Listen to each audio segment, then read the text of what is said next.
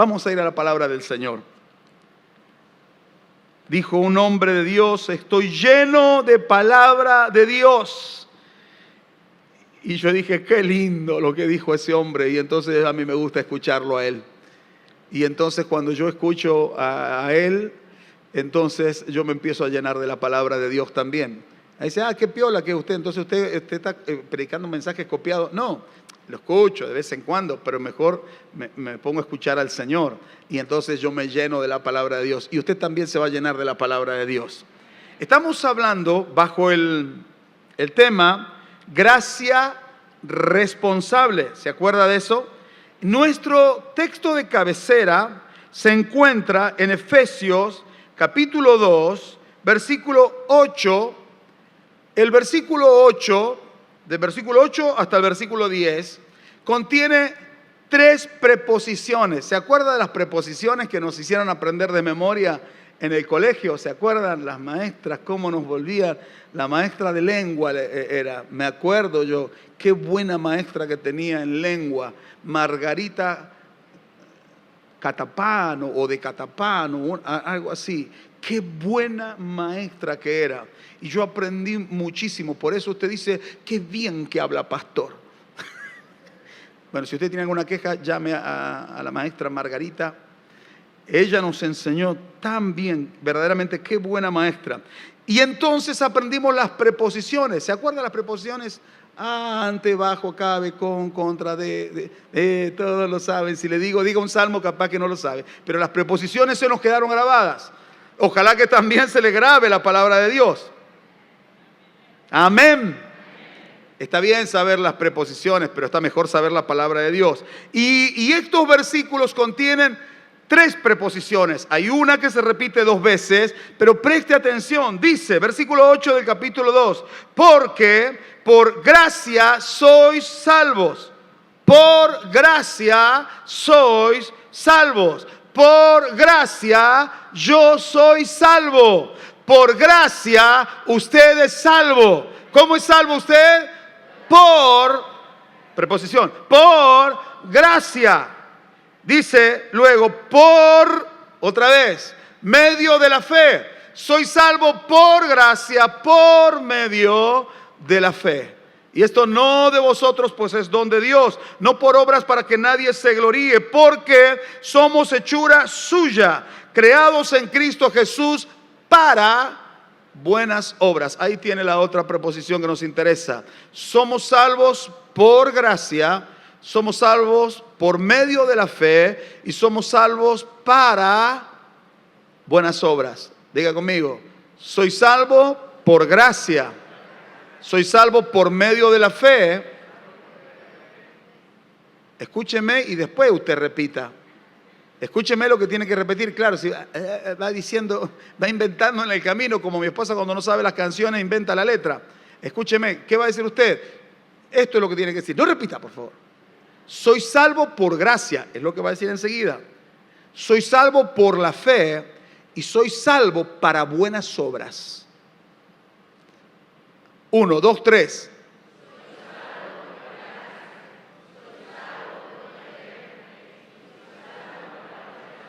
Muy bien. Dice que esas obras el Señor las preparó de antemano para que anduviésemos en ellas. Soy salvo por gracia. La gracia la obtengo por medio de la fe para buenas obras. No dice que por las obras soy salvo. Dice que por gracia soy salvo. Y una vez que soy salvo, estoy en condiciones de vivir para las buenas obras que el Señor preparó de antemano. Por eso hablamos de gracia responsable. Venga conmigo en su Biblia, no que venga conmigo acá a la plataforma, capítulo 6, versículo 10. Voy a leerle todo el pasaje para que no lo va a tener usted en la pantalla, porque quiero que no nos olvidemos de usar la Biblia. La pantalla, bien, la pantalla a veces nos hace olvidar. Si no, va a tener que andar con una pantalla, cargando una pantalla todo el tiempo en su vida. No, mejor vamos a leer la Biblia. Dice el versículo 10. Hablamos de gracia responsable. Por lo demás, hermanos míos, Fortaleceos en el Señor y en el poder de su fuerza. Qué lindo consejo. Mira, hay que estar lo suyo y dígale, no sé si lo quiere tutear o trátelo de usted, dígale, tenés que fortalecerte en el Señor.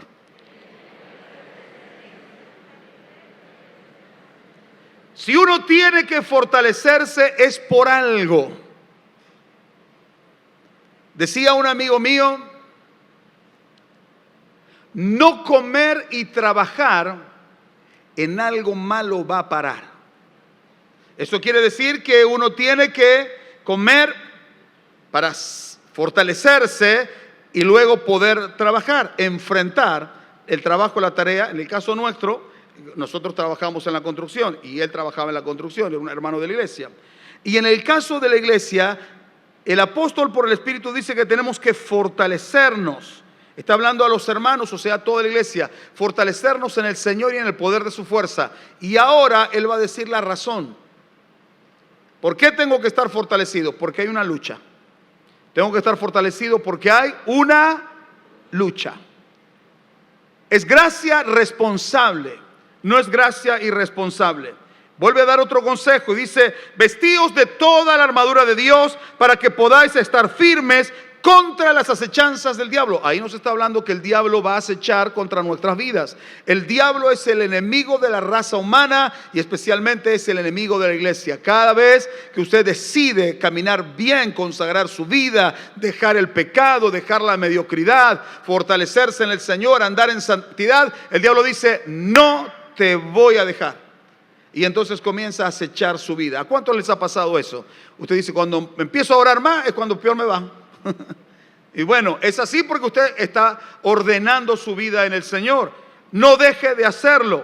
Dice la palabra de Dios luego, porque no tenemos lucha contra carne y sangre, sino contra principados, contra potestades, contra los gobernadores de las tinieblas de este siglo, contra huestes espirituales de maldad en las regiones celestes. En resumidas cuentas, tenemos una lucha espiritual contra Satanás, el diablo y los demonios.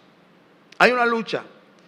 Toda la raza humana tiene una lucha contra Satanás, el diablo, porque la raza humana está creada a imagen y semejanza de Dios. El día en que Dios dijo, hagamos al hombre conforme a nuestra imagen, conforme a nuestra semejanza, y lo pone por encima de toda la creación, hablando de la raza humana, desde ese día Satanás, el diablo, procuró, y lo sigue haciendo, dañar a la raza humana, porque solo la raza humana contiene la imagen de Dios. Entonces usted mira hoy, no para juicio, sino por ojo natural, y se da cuenta de que hay muchas personas que han perdido esa semejanza con Dios. No tienen emociones, no tienen sentimientos, son agresivos, son malas personas, no les importa absolutamente nada, viven para eso.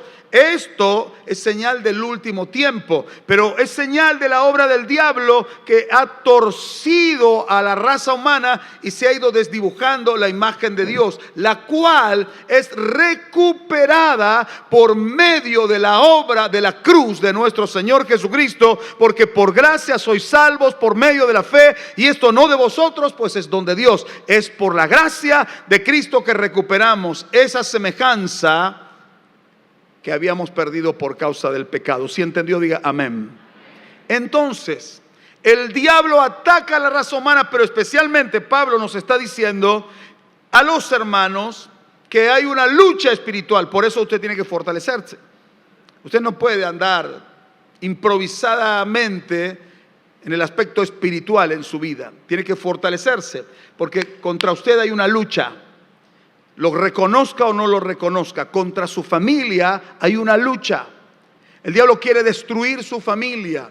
El diablo quiere destruir su matrimonio y en muchos casos lo logra. Y después nosotros, aquellos que estamos siendo, me voy a poner como si yo fuera el caso, destruidos por el diablo, buscamos algún justificativo, pero nunca llegamos a reconocer que le hemos dado lugar al diablo para que dañe nuestra vida, dañe mi relación con mi esposa, dañe mi relación con mis hijos. El diablo, donde vea, hermano, un pequeño resquicio, ahí se va a meter para dañar. Usted ni cuenta se va a dar. Como ni siquiera usted se da cuenta cuando usted higieniza su casa, vamos a usar la palabra que se usa ahora, sanitiza su casa, todo huele a alcohol, a lavandina. Y usted no sabe cómo apareció esa araña ahí, pero apareció. ¿Cómo apareció esa cucaracha ahí? Y usted dice, ¿cómo apareció? Pero apareció. ¿Cómo apareció esta obra fea? ¿Cómo esta obra del diablo en la vida de mis hijos o en mi casa? ¿Cómo? El diablo se las ingenia porque la palabra de Dios nos dice primero que tenemos que fortalecernos en el Señor, vestirnos del Señor Jesucristo, porque la lucha contra Satanás, el diablo, es real y es fuerte. Y si usted no está preparado, usted termina siendo víctima de lo que el diablo quiere. Pero si usted está preparado y fortalecido, el diablo tiene que pasar de largo y no le puede tocar a usted. Cuando usted vea que no funcionan las cosas en su casa, no funcionan las cosas con sus hijos, vuelva hacia la palabra de Dios y vuelva al consejo. ¿Qué dijo? ¿Qué dijo la palabra? Tengo que fortalecerme en el Señor. Tengo que fortalecer a mi esposa, a mi esposo. Tengo que fortalecer a mis hijos. Tengo que fortalecer a mi suegra. Tengo que fortalecer a mis suegros. Tengo que fortalecer a mi familia con la palabra del Señor para que el diablo no los destruya. A menos que usted quiera que el diablo destruya su casa. Yo creo que nadie quiere que el diablo destruya su casa. Pero nos damos cuenta de lo que hace falta. Nos damos cuenta si hay que cambiar un mantel, si hay que reponer un mueble. Y no nos damos cuenta de la obra del diablo en nuestro hogar. Abra los ojos y dése cuenta, hay una lucha espiritual. Por eso dice el apóstol, por tanto, tomad toda la armadura de Dios para que podáis resistir en el día malo, porque viene el día del conflicto. Y habiendo acabado todo, cuando llega al final esa etapa de lucha, luego vendrá de nuevo la lucha. Usted termine firme. Viene la lucha, pero usted termina firme. Dios lo quiere. Dígale al que está al lado suyo, Dios te quiere firme. Dígale, Dios te quiere firme. Sí, pero no se puede. No. Usted se fortalece en el Señor y usted puede permanecer firme cuando el diablo lo ataque. Amén. Estad pues firmes, ceñidos vuestros lomos. Y aquí está todo el consejo, pero no le voy a predicar de esto. Solo le voy a leer. Ceñidos vuestros lomos con la verdad, vestidos con la coraza de justicia, calzados los pies con el apresto del evangelio de la paz. Sobre todo tomad el escudo de la fe, con que podáis apagar todos los dardos de fuego del maligno, y tomad el yelmo de la salvación y la espada del Espíritu, que es la palabra de Dios, orando en todo tiempo. ¿Cuándo hay que orar? Dígale que está a lo suyo, tenés que orar en todo tiempo. No deje de orar, dígale, no dejes de orar nunca. Ore en todo tiempo, en las buenas y en las malas. Oramos cuando va mal y cuando va bien dejamos de orar. No, siga orando. Mire, este culto ya es glorioso por la presencia del Señor Jesús. Uno vuelve a su casa, yo voy a querer dormir la siesta supuestamente, y quedo sobresaltado en la siesta también. Y entonces oro al Señor, orando en todo tiempo. Y uno se levanta y hay una canción en su boca. ¿Sabe por qué? Dice, no me pasa eso. Fortalézcase en el Señor.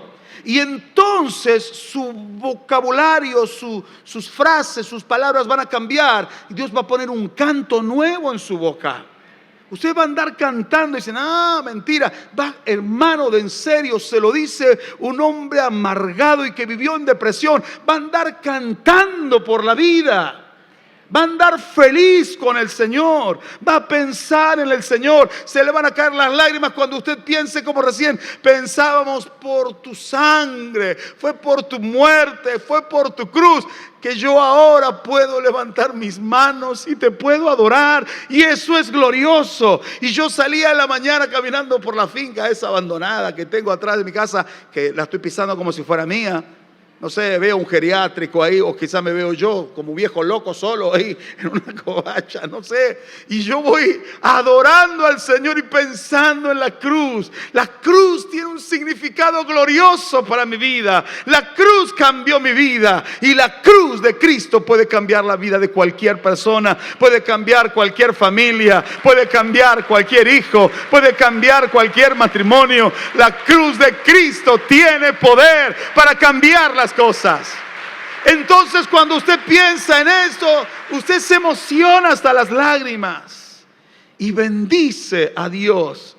Y Él le pone una canción, se fortalece en el Señor. O dice, qué porquería el mundo, qué porquería el gobierno, y empieza, y qué basura esto, y maldice lo otro. Bueno, si usted quiere puede hacer eso. Pero si usted quiere, puede fortalecerse en Cristo y en el poder de su fuerza.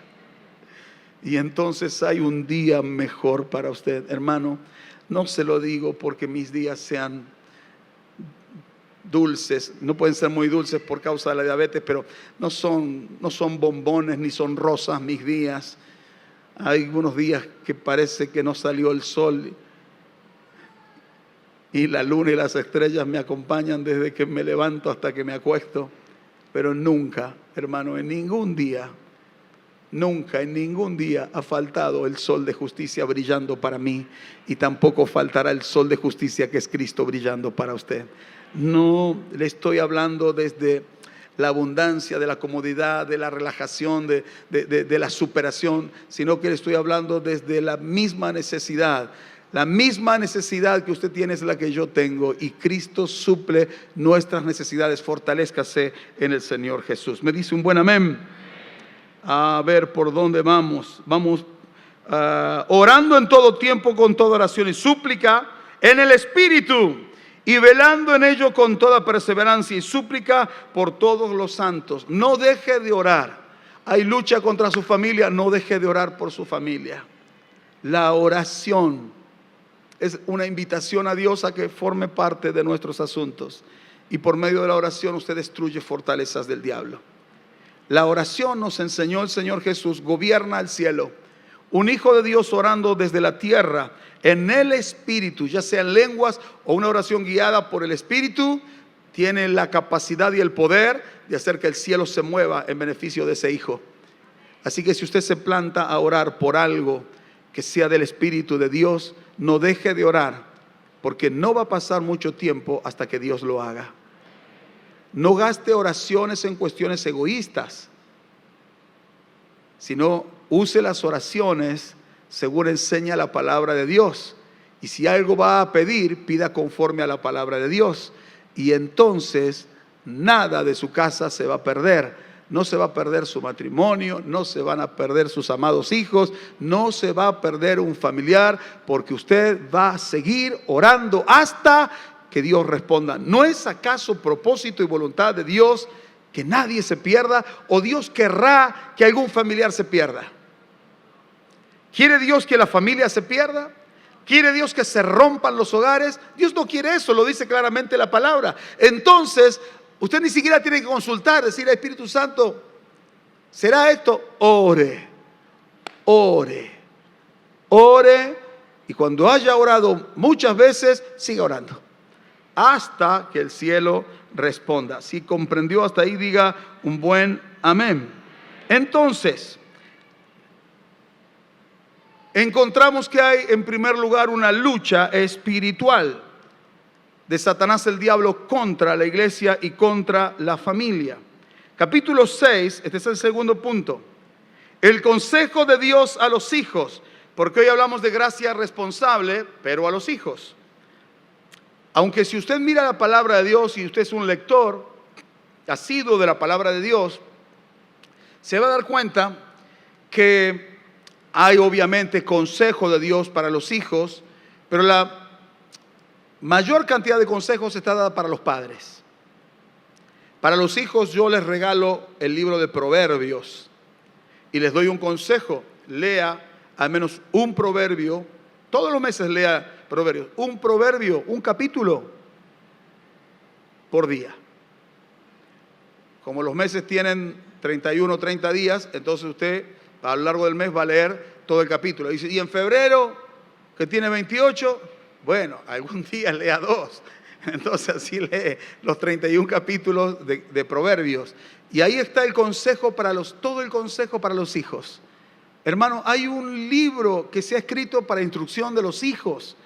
Y nosotros los hijos tenemos que aprender. ¿Sabe que yo me interesé en el libro de Proverbios gracias a mi hermano mayor, el que es pastor en Rivadavia? Porque él tenía como una debilidad hacia el libro de Proverbios. Y entonces todo el tiempo predicaba de Proverbios, Y un supervisor de la iglesia, un anciano de la iglesia, dijo: Omarcito tiene preferencia, predilección por el libro de Proverbios. Y como yo tenía a mi hermano allá en la cúspide y yo quería ser como él, Bueno, cuando uno es niño quiere ser como cualquiera, ¿vio? Esté bien o esté mal. Y yo quería ser como él, después, bueno, quería ser como mi otro hermano y después dije, no, quiero ser mejor como Cristo, es una medida un poco más alta. Pero yo quería ser como él, entonces dije, voy a empezar a leer los proverbios, voy a ponerle atención a los proverbios. Así que gracias a la vida de mi hermano yo le puse atención a los proverbios. Así que ojalá que usted ahora, gracias a este consejo, le ponga atención a los proverbios. Aunque usted ya sea padre, póngale atención a los proverbios. ¿Me dice un amén? Muy bien. Entonces, el segundo punto es el consejo de Dios a los hijos. Efesios 6, 1 al 3, dice, hijos, obedeced en el Señor a vuestros padres, porque esto es justo. Honra a tu padre y a tu madre, que es el primer mandamiento con promesa, para que te vaya bien y seas de larga vida sobre la tierra, y es palabra de Dios. ¿Cuál es el consejo que dice ahí la palabra de Dios? Honra. Claro, lo primero que dice es obedeced en el Señor a vuestros padres. Entienda la aclaración. Obedeced en el Señor significa, porque está escrito especialmente para hijos cristianos, que se supone que tienen padres cristianos. Pero vamos a entender bien por las dudas de que alguien quiera torcer esta escritura. Todo hijo cristiano que tiene un padre cristiano, que verdaderamente lo es y no que simula ser cristiano, tiene que obedecer a su padre. Pero puede ser que tenga un padre que no es cristiano, pero que igualmente dé consejos correctos. ¿Qué hacemos? ¿Lo obedecemos o no lo obedecemos? Lo tenemos que obedecer. Si el consejo es correcto y está centrado en la palabra de Dios, aun cuando ese padre o esa madre no sean cristianos, el consejo es bueno, hay que seguirlo. Si entendió, diga amén. No es que yo estoy acá procurando dividir a los hijos y a los padres, por el contrario. Vamos a seguir el consejo de la palabra de Dios. Hijos, obedeced en el Señor a vuestros padres. ¿Cuándo un hijo no debe obedecer a su padre? Cuando el consejo, la enseñanza, la orden, el principio, el concepto que el padre transmita o le diga a sus hijos esté contra la palabra de Dios y lo lleve a pecar. Hemos tenido situaciones donde hay padres que les piden a sus hijos que salgan a robar por ellos. Y entonces se planteó esa situación. Yo recuerdo ser un adolescente, un preadolescente, y se planteó esa situación en la iglesia. ¿Cómo hacer? Porque vino un jovencito, muy jovencito, de 18 años, y el padre lo llevaba a robar. Y cuando el padre no iba, lo mandaba a robar.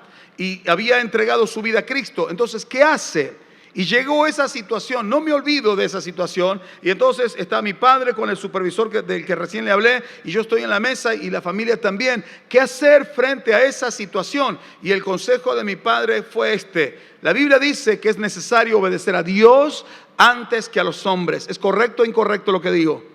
¿Dice eso la Biblia o no lo dice? Claro, quizá usted dice, no, pero se refiere a las autoridades. No, dice la palabra de Dios, obedecer a Dios antes que a los hombres.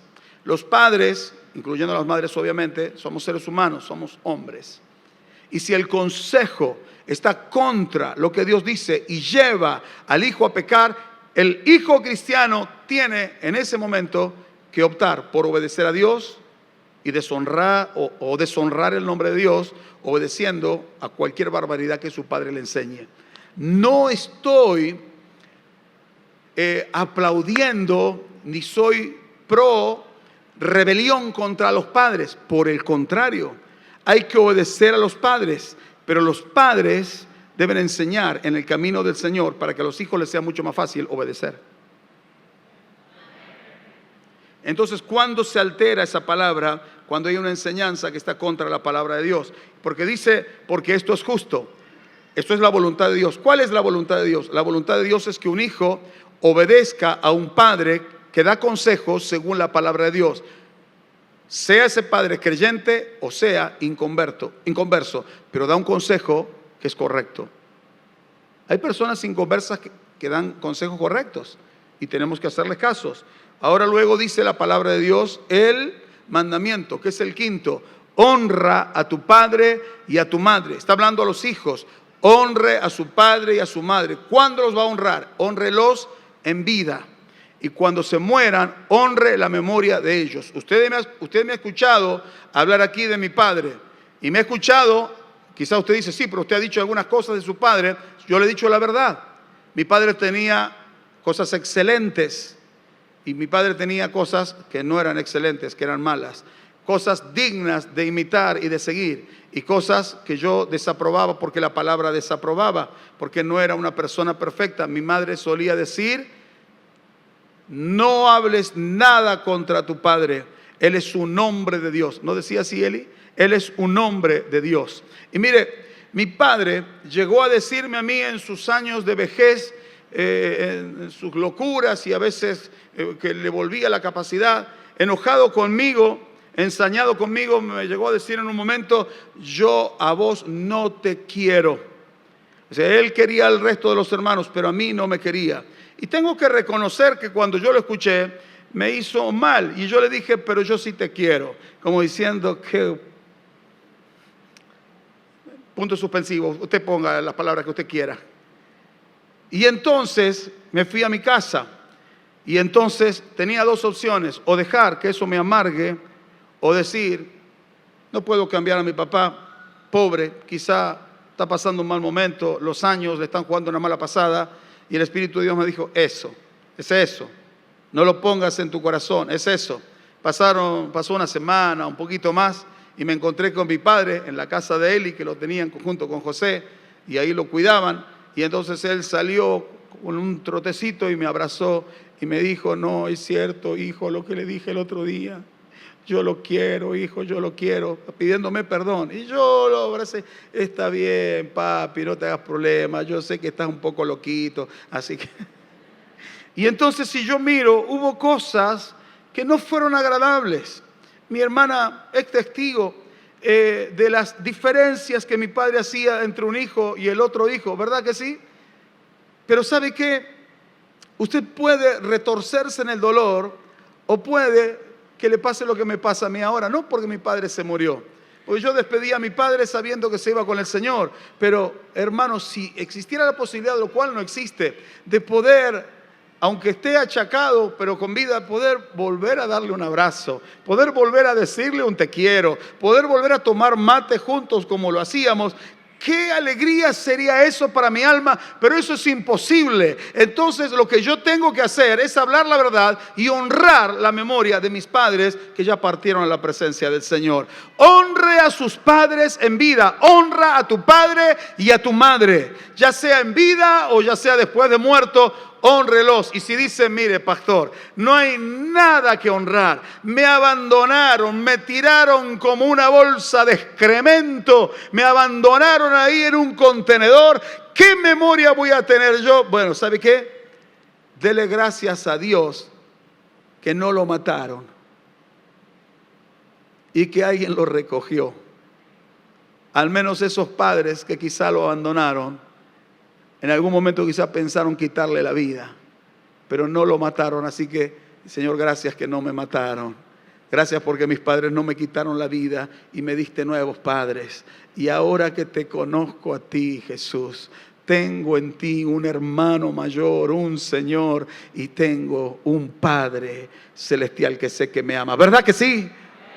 Entonces usted no se retuerce en el dolor, sino que usted se fortalece en el Señor, porque esos son ataques de Satanás, el diablo. El que esté debilitado y no se fortalezca va a sufrir daño, pero el que se fortalezca en el Señor no sufrirá ningún daño. Si lo cree, diga un buen amén. A los hijos: honra a tu padre y a tu madre. Y dice la palabra de Dios: para que te vaya bien y seas de larga vida. Este es el primer mandamiento con promesa. Dios quiere que nos vaya bien. ¿Cuántos quieren que les vaya bien en la vida? ¿A cuántos les dice: yo quiero que me vaya bien? Bueno, ¿y cómo está su relación con los padres? Dice: no, a mí me trataron mal. Bueno, a mí también me trataron mal, caray. Pero me fortalecí en el Señor. Su espíritu me fortaleció. Y me amaban, raro, pero no importa. Pero Dios me ama y a usted también.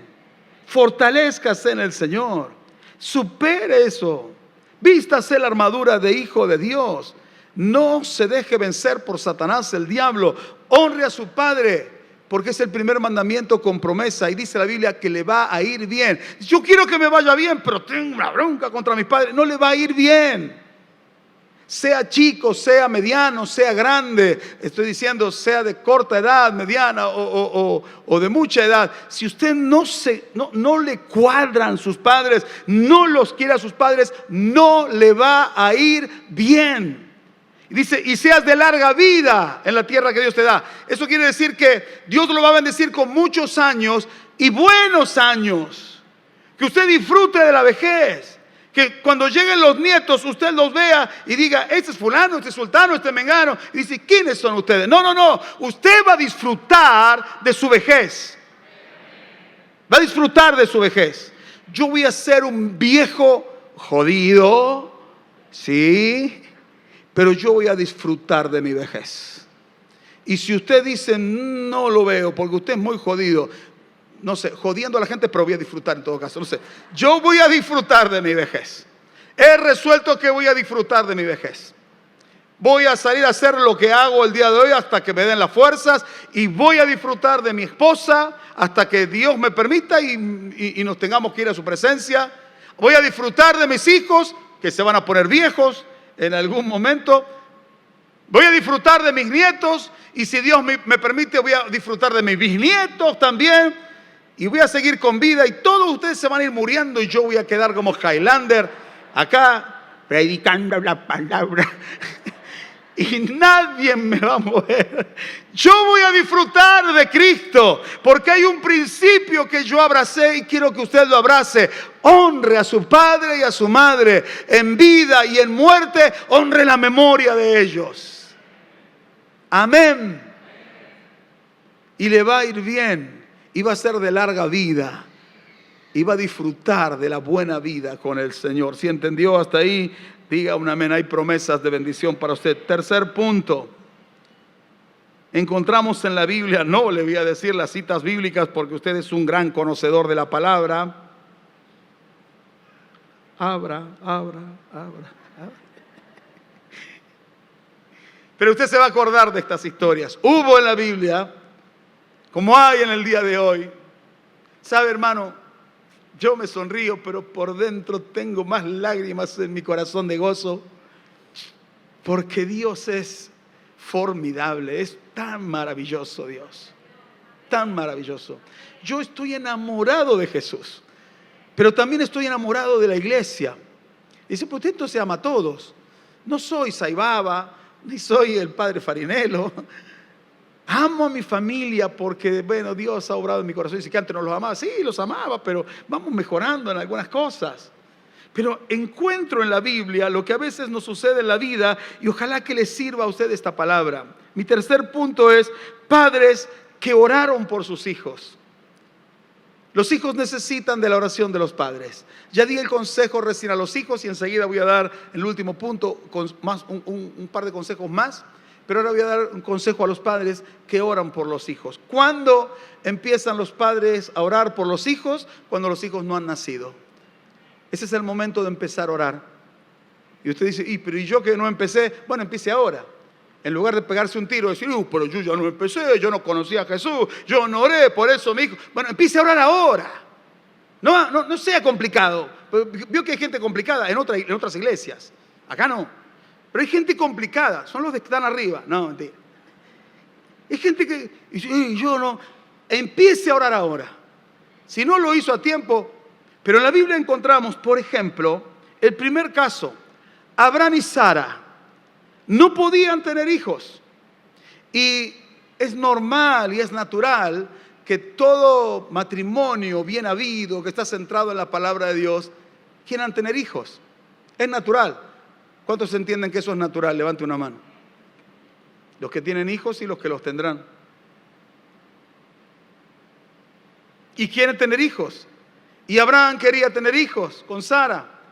El tema es que no podían tener hijos. Y Abraham se puso viejo.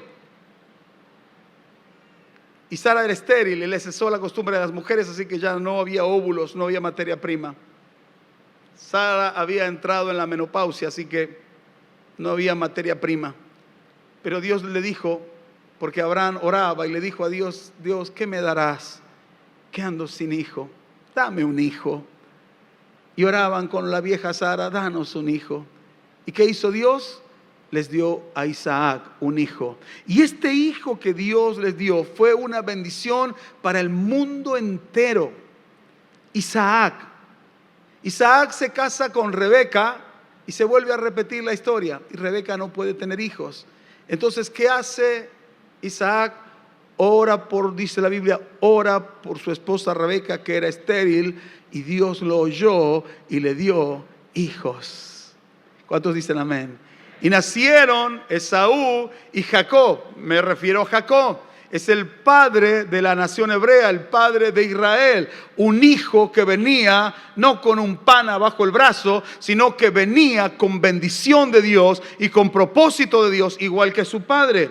El tercer ejemplo es el ejemplo de Raquel con Jacob.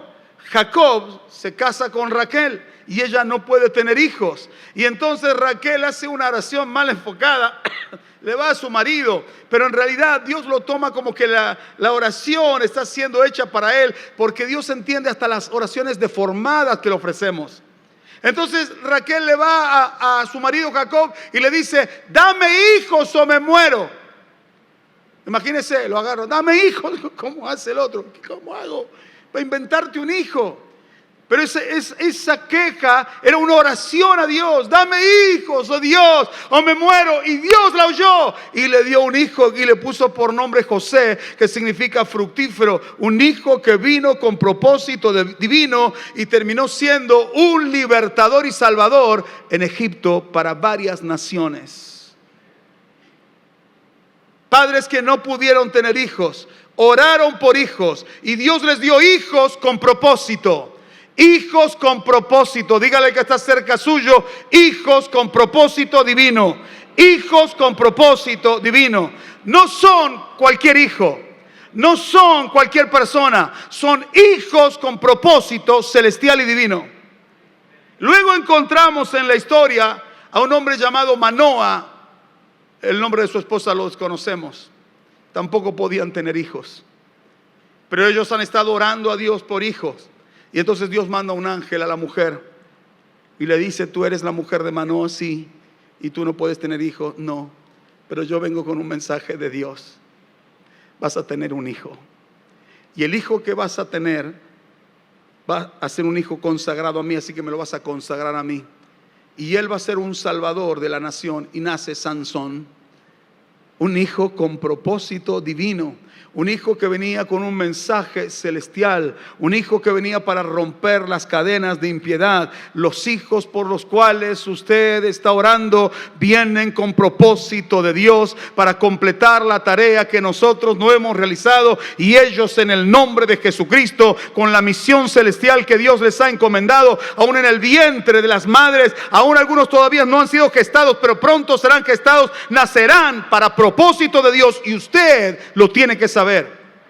Dios le está hablando a Manoa y a su esposa: este hijo tiene que ser consagrado, no puede ser cualquier cosa, porque él va a ser un salvador, él va a ser un enviado especial de Dios. Y el último ejemplo, el quinto, es el caso de Ana, esta mujer preciosa que aparece en la Biblia y cuyo esposo se llamaba Elcana y no podían tener hijos. Y dice la palabra de Dios que Ana estaba angustiada porque Dios no le había dado hijos. Y entonces estaba en amargura y no comía. Y entonces su esposo fue y le dijo a Ana: ¿por qué no comes? Imagínese al marido alentándola: Ana, come. Y ella le explica, le dice: yo estoy angustiada porque yo quiero ser mamá y no puedo ser mamá.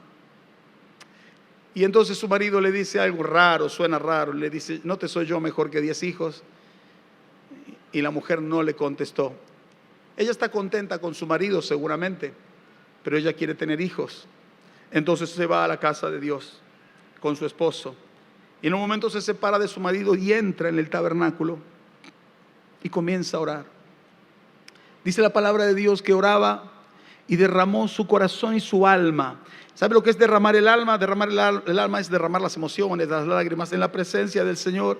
Y entonces ella ora a Dios y le dice: Dios, si me das un hijo, yo lo voy a dedicar a ti. Y dice esto: todos los días de su vida estará consagrado para ti. No dice, todos los días de mi vida estará consagrado para ti, sino todos los días de vida que tenga mi hijo va a estar consagrado para ti. Y ahí la estaba mirando el sumo sacerdote y veía que la mujer movía la boca, pero no emitía sonido. Y la tuvo por ebria. Y se le acercó y la miró y le trató de oler a ver si tenía olor a alcohol.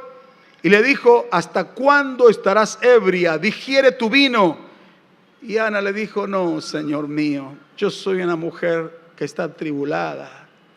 Y hoy he orado con amargura de mi alma. No tengas a tu sierva por una mujer ebria.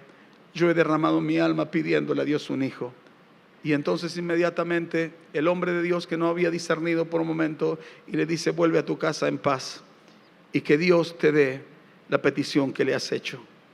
Y dice la palabra de Dios que Dios visitó a Ana, y cuando tuvieron la relación íntima, la relación sexual con su esposo, Ana concibió en su vientre y dio a luz un hijo y le puso por nombre Samuel, que significa pedido a Jehová o pedido a Dios, dado por Dios.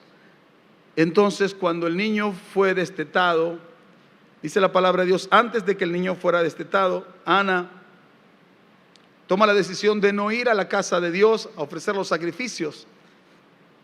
Y Elcana sí va. Y entonces Elcana le llama la atención y dice, ¿cómo no vas, Ana? ¿Por qué no vas? Dice, no, porque el niño es pequeño y no ha sido destetado. Voy a esperar hasta destetarlo. ¿Cuándo pasa eso? Más o menos a los 2 años. Y entonces a los 2 años yo voy a cumplir con mi promesa. Voy a llevar a mi hijo y lo voy a dejar en la casa de Dios, porque yo le dije que lo iba a consagrar. Entonces Elcana, y era su propio hijo, le dijo, haz como quieras, solo que cumplas a Dios tu promesa.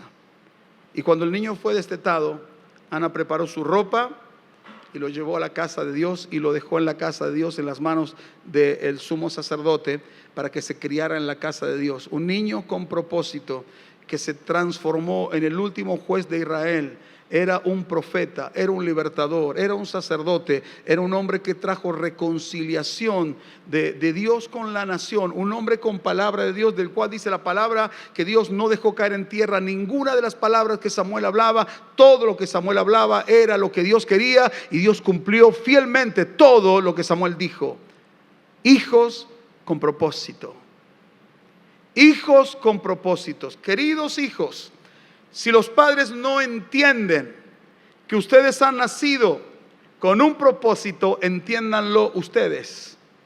Si la madre no entiende, porque a veces los padres no entienden que los hijos vienen con un propósito divino, entonces enseñamos, educamos a los hijos como nos parece y no para el propósito de Dios. Aquí, en este lugar, en este altar, aquí, me voy a salir de cuadro, no importa, aquí, en este lugar, acá, había una mujer llorando con un niño en brazos que no era hijo de ella. Pero para ayudarle a una mamá, lo estaba abrazando y cuidándoselo, mientras ella lloraba por una petición. No podía tener hijos. Y el Espíritu de Dios habló a mi corazón y me dijo, anda, dale una palabra. Y yo me bajé y fui y le di una palabra. Y le dije, así como abrazas a este niño que no es tuyo, el año que viene por este tiempo abrazarás a tu propio hijo. Y ella se rompió en lágrimas. Y a la vuelta del año ella tenía un hijo propio de su propio esposo y de ella en sus brazos conforme a la palabra de Dios. Ahora uno tiene que entender, ese niño nació por propósito divino. Dios quiso que naciera. No sé cómo habrá sido la oración de mis padres. Yo soy el 6º de 5 que hemos quedado. No sé cómo habrá sido la oración. No sé si lo habrán tenido bien en cuenta. Yo no lo sé. Pero un día Dios se manifestó en mi vida y me hizo saber que Él tenía un propósito conmigo. Pienso que mis padres también lo sabían, lo mismo que para mis hermanos. Dios tiene un propósito con nuestros hijos. Dios tiene un propósito con nuestros hijos. Pero paralelamente, Satanás, el diablo, también tiene un propósito con nuestros hijos. Y va a triunfar el propósito de Dios si los padres trabajamos con Dios. Nos fortalecemos en el Señor y hacemos bien la tarea. No me contenta que mis hijos simplemente tengan algún título. tengan logros o alcancen bienes, porque nada de eso se van a llevar. Pero si ellos tienen a Cristo y desarrollan un propósito en Cristo, ellos van a tener la corona de vida eterna, y eso es más glorioso que nada. Si entendió, diga un buen amén. Y usted también. Ahora, ¿qué hace esa madre con ese padre? Luego de haber orado por años por un hijo, ¿qué hace? ¿Cómo cría? ¿Cómo conduce a su hijo? ¿Cómo enseña?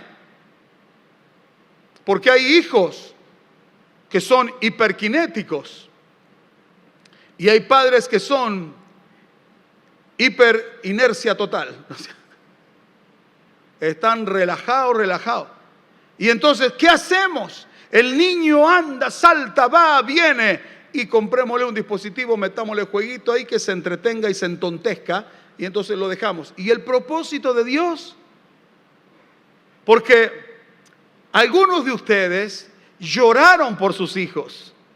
Algunos de ustedes lloraron en los embarazos. Cuando vino la noticia en los estudios que Nicolás venía con problemas el embarazo y mi esposa tenía toxoplasmosis, esa noche no podíamos dormir y llorábamos en la presencia de Dios, clamando para que Él interviniera, para que Él hiciera algo. Cuando nos enteramos de que algo venía mal, oramos inmediatamente y lloramos delante de Dios. ¿Y qué hacemos cuando viene el niño? ¿Qué hacemos cuando nace? ¿Qué hacemos cuando va creciendo? Y ya no sé, como dije la semana pasada, y ya no sé qué hacer. Y no sé qué hacer. Sí sé qué hacer. Lo primero que voy a hacer es estar firme en el Señor, fortalecerme en el Señor, y luego nutrirme de la palabra de Dios para poder encauzar ese propósito divino que Dios me ha puesto en las manos hacia los propósitos de Dios, entendiendo de que todo lo que logre y todo lo que alcance y los bienes que pueda adquirir en su vida no se va a llevar absolutamente nada. Pero si Él tiene a Cristo, para Él hay una corona de vida eterna reservada en los cielos, lo mismo que para usted y para mí. Entonces Ana había dicho: yo voy a consagrar a Dios mi hijo. Padre, si su hijo ya creció, conságrelo y reconságrelo todos los días en el altar hasta que usted lo vea consagrado. Hasta que usted vea que entró por el camino del Señor. Hasta que usted vea que la obra del diablo se va disolviendo y empieza a establecerse la obra y el propósito de Cristo. Y entonces los hijos que hoy no están en las cosas del Señor, mañana estarán en las manos de Cristo siendo usados para su gloria. En la Biblia encontramos, le voy a sugerir a todos que lean Proverbios capítulo 1 y capítulo 2, porque ahí está concentrado este último punto que quiero compartirle. La Biblia nos enseña que hay 4 clases de hijos. Y si usted trabaja con Dios, usted va a tener la última clase de hijos y no va a tener ni la primera, ni la segunda, ni la tercera. Y a los hijos les digo, si no tienen padres que se preocupen verdaderamente por ustedes, no es excusa para no alcanzar los propósitos de Dios. Porque un hijo podría decir: no he tenido un padre que me acompañe, no he tenido una madre que me enseñe, que me instruya, pero sí tiene una iglesia y sí tiene una Biblia que le instruye. ¿Me dice un buen amén? El último punto y nos vamos a casa. Esto está comprendido en Proverbios 1 y 2, capítulo 1 y capítulo 2. Ahí menciona 4 clases de hijos. Son 4 clases de personas que pueden haber. La primera clase de personas, de hijos, son hijos simples. La palabra simple significa ignorante. Ignorante porque ignora, solo por el hecho de ignorar. Incauto, ingenuo, tonto. Eso es un simple. ¿Se le puede enseñar al simple para que deje de ser incauto, para que deje de ser ingenuo, para que deje de ser ignorante? ¿Se le puede enseñar? Sí se le puede enseñar. Normalmente los hijos son simples. Y entonces ahí está nuestra tarea. Hijos, el que quiera ser simple puede ser simple. O puede decir: a ver, espere, quiero escuchar las otras opciones que tengo. Bueno, la otra opción de simple baja a la categoría de escarnecedor o burlador. La palabra escarnecedor significa justamente eso, burlador. Es alguien que se burla de los demás, que se burla de las reglas, que se burla de las normas, que se burla de los principios, que se burla de la palabra de Dios, que se burla de la enseñanza. Es un burlador. Es aquel que toma livianamente y se ríe y se mofa de la enseñanza, en este caso de la doctrina bíblica. No sugiero que sea un simple, pero menos sugiero que sea un escarnecedor, porque no hay muchas probabilidades cuando uno cayó a la categoría de escarnecedor o de burlador de salir de esa condición. El simple todavía puede ser enseñado. Hay raras excepciones, pero todavía hay una categoría más abajo, que es necio. Dice la palabra de Dios que el necio directamente aborrece el consejo. Un necio es un ignorante voluntario. Es uno que intencionalmente es ignorante, a diferencia del simple. El simple es uno que ignora, porque no se le ha enseñado. Pero cuando se le enseñe, dejará de ser simple. Pero el necio es necio porque quiere ser necio y se goza en su necedad. Reúne las características del simple y las características del escarnecedor o del burlador. Cuando usted le da al necio o al escarnecedor, usted se acarrea una gran afrenta. Trate de instruir a un necio y lo único que usted va a recibir es dolor en su corazón. No permita que su hijo llegue al punto de ser un necio, que pierda el temor de Dios. Una persona que cae a la categoría de necio ha perdido totalmente el temor de Dios. Y ahora le voy a explicar lo que es el temor de Dios. Pero la cuarta categoría es la que está en alto. Es hijo sabio. Diga conmigo, hijo sabio. Y ponga a sus hijos ahí. Ahí está la foto de mis hijos. Yo tengo que ayudarlos para que ellos lleguen a ser sabios. ¿Me dice un amén? Pero nunca más sabio que yo, ¿eh? No, van a ser mejor que yo, dice usted. No hace falta que se esfuercen mucho para ser mejor que nosotros. Hijo sabio. Hijo sabio es el que recibe, dice la palabra de Dios, la instrucción de su padre. Hijo sabio es el que recibe la instrucción de su madre. Hijo sabio es el que recibe la corrección oportuna. Ese es un hijo sabio que hace caso cuando recibe la enseñanza. Y ahí está la palabra de Dios dada en el Antiguo Testamento y ahora también recién lo miramos, dado en el Nuevo Testamento, Efesios 6:1.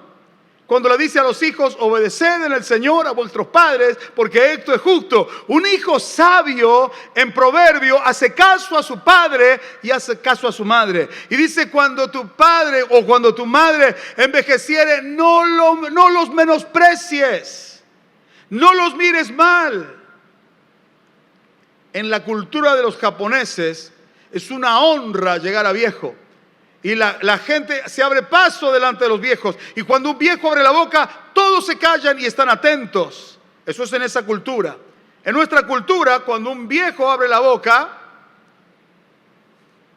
lo internamos en un geriátrico, le quitamos la jubilación o la pensión y tratamos de que se muera lo antes posible para que no diga nada. Porque nuestra cultura es contra la cultura de Dios. Pero en la Biblia nosotros encontramos todos los recursos o para ser sabios o para estar en las otras categorías. Usted como persona mayor toma la decisión de qué categoría quiere estar. Y usted, hijo, toma la decisión de dónde quiere estar.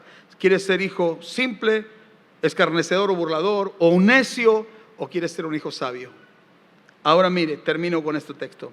Proverbios 1:7 dice, el principio de la sabiduría para el que quiera ser sabio. ¿Cuál es el principio de la sabiduría? El temor de Jehová. ¿Y qué es eso del temor de Jehová? Proverbios 8:13. El temor de Jehová es aborrecer el mal. ¿Más claro? Imposible más claro. ¿Qué es el temor de Jehová, pastor? El temor de Jehová, Proverbios 8:13, el temor de Jehová es aborrecer el mal. Un hijo sabio termina odiando lo malo y amando lo bueno. Cierre sus ojos, por favor. ¿Hay motivos para orar? Claro que sí. ¿Hay motivos para fortalecernos en el Señor? Claro que sí. Alguien se está dando cuenta y dice, bien, pastor, entiendo que la lucha no va a empezar mañana, la lucha ya empezó contra mi casa. Y su casa estará en pie o su casa caerá. Todo depende de la decisión que usted tome. Fortalézcase en el Señor. Vístase las armas de la luz. Ore. ¿Cuáles son las armas? Fortalézcase en el Señor. Vístase las armas de la luz y ore en todo tiempo. Entonces usted está como levantando una cobertura, un manto como invisible de protección de Dios sobre toda su casa, sobre su matrimonio, sobre sus hijos. Hermano, ¿por qué no probamos de en serio con Dios? Hay hijos que nacieron para propósitos que son gloriosos. Ser hombres o mujeres de Dios enviados a una ciudad para la salvación de decenas, de cientos y de miles de personas. Y sin embargo están dando vueltas a la manzana. Están como errantes, no saben qué hacer. No estoy responsabilizando a los padres. Cada uno dará cuenta a Dios de sí. También estoy responsabilizando a los hijos que están en la iglesia y están perdidos y no saben por qué. No saben para qué. No saben de qué se trata. Y acá estoy. De vez en cuando un folleto reparto por ahí. Y Dios tiene un propósito que es glorioso. Porque todos estos hijos que yo les mencioné, para ellos había un propósito. Un propósito celestial. No era el propósito de formar una familia, de comprar un auto, tener un techo, alcanzar un título, juntar platita para poder vacacionar y comprar más cosas, sino que el propósito de cada uno de estos hijos tuvo que ver con la salvación de muchas personas, porque la vida de estos que nacieron con propósito afectó a la salvación de otros y de otros y de otros y de otros. A las que van a ser mamá, a las que no saben que pronto van a ser mamá y a las que ya saben que van a ser mamá, a las que son mamás de hijos pequeños, ese hijo, no te olvides, vino por un milagro de Dios, vino por una oración, un deseo elevado al cielo. Dios, dame un hijo, danos un hijo. Y Dios envió a esa criatura como enviará a las que vendrán con un propósito divino. Ahí viene el próximo Samuel. Ahí viene el próximo Sansón en sus buenos años. Ahí viene el próximo Juan el Bautista, porque es otro ejemplo. Cuando Elizabeth y su esposo Zacarías no podían tener familia. Y siendo una mujer vieja, Dios la visitó. Y nació un tremendo hombre llamado Juan, a quien apodaron el Bautista, con propósito de Dios. Alguien que prepararía el camino para la venida del Salvador Jesucristo. Hermano, cada hijo viene con un sello de fábrica, viene con instrucciones celestiales. Ya sea que los padres los ofrezcan de pequeños o de grandes, eso estaría bien. O que ustedes mismos, hijos, adolescentes, niños, jóvenes, si no hay nadie que los presente delante de Dios, ustedes pueden presentarse. Yo creo que yo nací con un propósito.